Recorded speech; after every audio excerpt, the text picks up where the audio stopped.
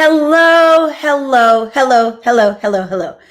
This is Dr. Ericka. I'm so excited to be here with you today. Today we are talking about 5 ways to manage anxiety. You might be like, Dr. Ericka, why are we talking about anxiety? Well, the reason why is I constantly hear people talking about feeling anxious or what's anxiety or they're on edge.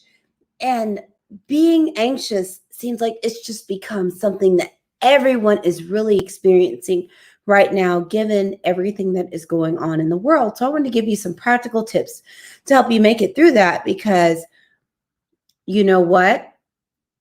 You don't necessarily need to see me to fix everything. And sometimes there are low levels of things that we can work on with some other strategies. So I wanted to come in because there are myths that people tell you that you just have to feel anxious. There's nothing you could do about it. Or life is tough and it just has to feel tough. Or only a handful of people get to feel comfortable and feel happy. And those are all myths. You deserve to not necessarily be filled with anxiety. There are times where feeling anxious or fearful is functional and appropriate. But I don't want a situation where you're dealing with all this angst and anxiety and can't ever feel like you can restore back to peace, or you're feeling really uncomfortable. So I want to make sure that I am here for you. So a couple of housekeeping tips. The first thing is, if you know someone that needs this, please tag them.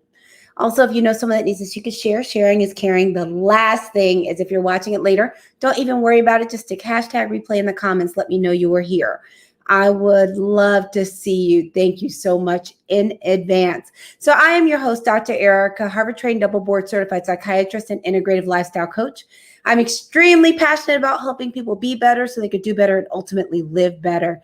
I do that through my adult telepsychiatry, my books, including Fix Your Fairy Tale, A Woman's Guide to a Great Life, Love, and Legacy, along with my speaking. My superpower, along with making salads, is making mental health practical. I do that so that you can get that life that you were created for, because who doesn't want that? I know I want that life because I was created for something great, and so were you. So let's go ahead and get to it. So we're talking today about 5 ways to manage anxiety. So the first one seems simple, but sometimes people do not do it, because what do you do when you have anxiety, or you're worried, or you're trying to get a bunch of stuff done? You go, go, go, go, go. So what do?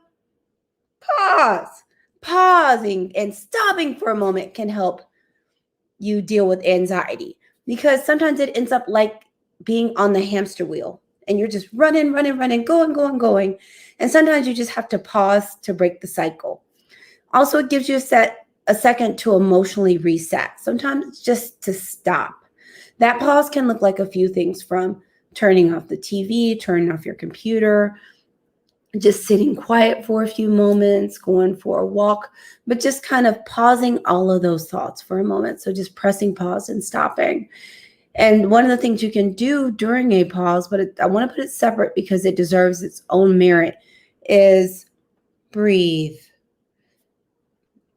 One part could be just breathing normally, but I am a big fan of using breathing techniques and actually taking in big breaths, because breath is life. And a lot of times it will help you slow down.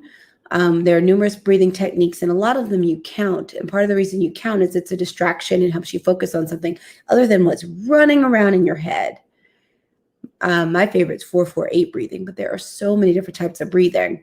But sometimes you just need to breathe. There's actually a little video right now, this cute little 6-year-old boy calming down his 4-year-old brother by helping him breathe. It's amazing what happens when you slow down and just breathe.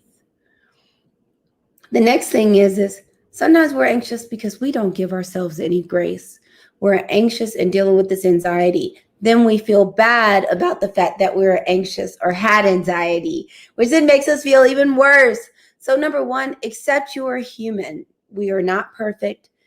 We do react to what happens in our lives. So give yourself some grace. Don't punish yourself or put yourself down or start having all that negative self-talk. because you felt anxious or you're worried. So sometimes it's giving yourself a little grace, because a lot of times those emotions that we have about ourselves can actually fuel the anxiety. So if you're giving yourself grace, you're releasing yourself from that. The next one is sometimes you have to reality test. This is one of those where sometimes we get anxious, and we're anxious about things that may not have actually happened, or things that may not really happen. We're anxious that it might happen. So a lot of times we can sometimes reality test it, because one of my colleagues, Dr. Nisa, talks about fear as false evidence appearing real. And one of the things is you want to be able to look at what is actually going on. And sometimes you can even map something out and say, I start getting anxious about doing this Facebook Live. So I'm anxious about the Facebook Live. And then I think, what's the worst that can happen if I do this Facebook Live? What's the worst that happens if I don't know what I'm saying? I stumble over all my words and look crazy. What's the worst that can happen? What's the worst that can happen if I don't show up?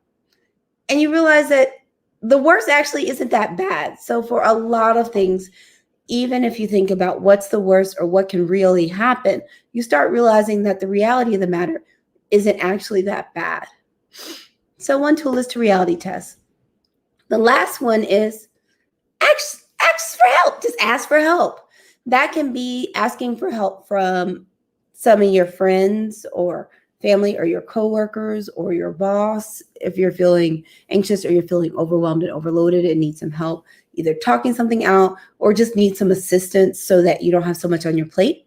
Ask for help can also mean that if you're feeling so anxious, it's really overwhelming, or you don't feel like yourself, or you feel like it's getting in the way of lots of things.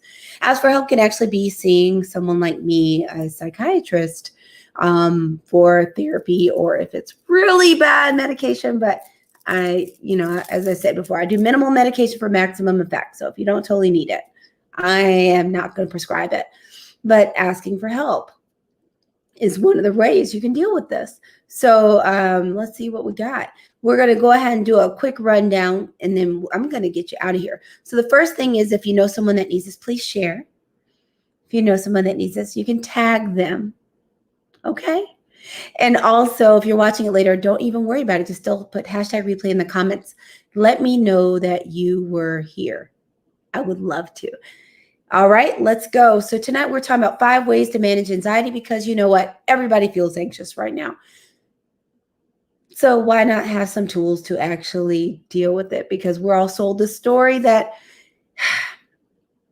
you either have to deal with it and just be anxious, or there's an expectation that there's nothing better out there. And there is. So we're going to talk about these and make it happen. So the first way to manage it is to pause, to slow down, to stop. And when you look at, I have the Better 7, which go with my 7 critical areas to help you live this full life and live better, is that pause sits in the world of, sometimes it ends up being self-talk, sometimes it's silence, but sometimes you just need to pause and stop. It helps you reset.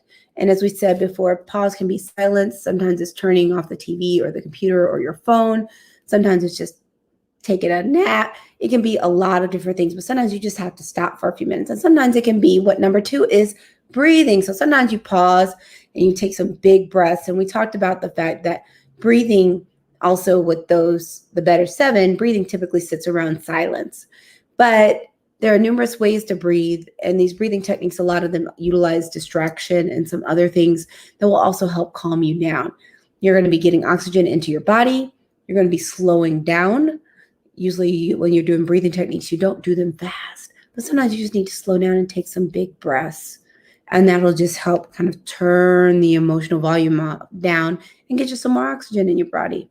Now, the next thing you have to do is give yourself some grace, that it's okay to not be okay. You don't have to be okay all the time.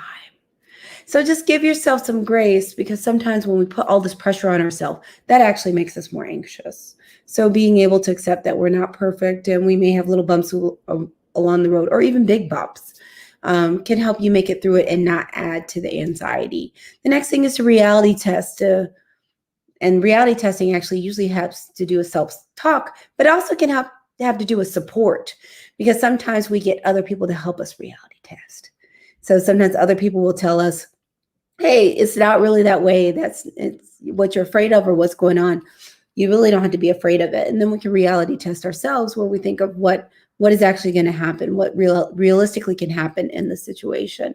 The last one is asking for help, which can be asking for support, to just talk to someone, one of your friends, your clergy, your coworkers, your boss, or family. It can also be, if you're feeling overwhelmed, just getting some help taking care of tasks or getting some things off your plate.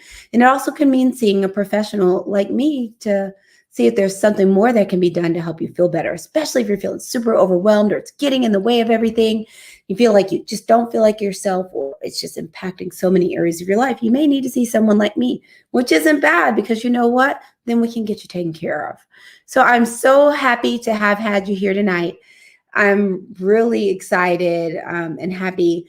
I want to tell you a few things and then get you out. So the first thing is try some of these. Let me know how it happens, how it works with you. The next thing is I have something for you. It's a season that people have been feeling overwhelmed, just like there's so much on their plate and they're feeling anxious and worried, irritable, and like they just can't do anymore.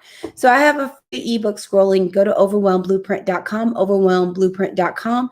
Get your free ebook. It has practical strategies you can do to bust through overwhelm and get to a point where you feel like not only is life manageable, that you're able to experience lots of positive emotions around your own life in your own space, and that you're not being held back by overwhelm, because overwhelm can just be exhausting.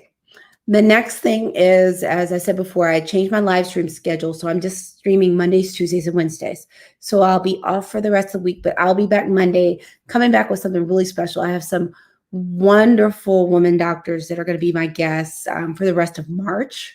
So we're going to do Women's History Month up big. So we did this week with my mom and with Joy Stevens, which was excellent.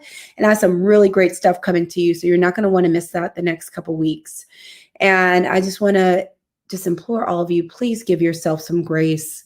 We're going to get through this all with grace and love. And make sure you give yourself some love and give yourself some grace, because you know what? You deserve it. So that's what I have for you tonight. I hope you have a wonderful evening.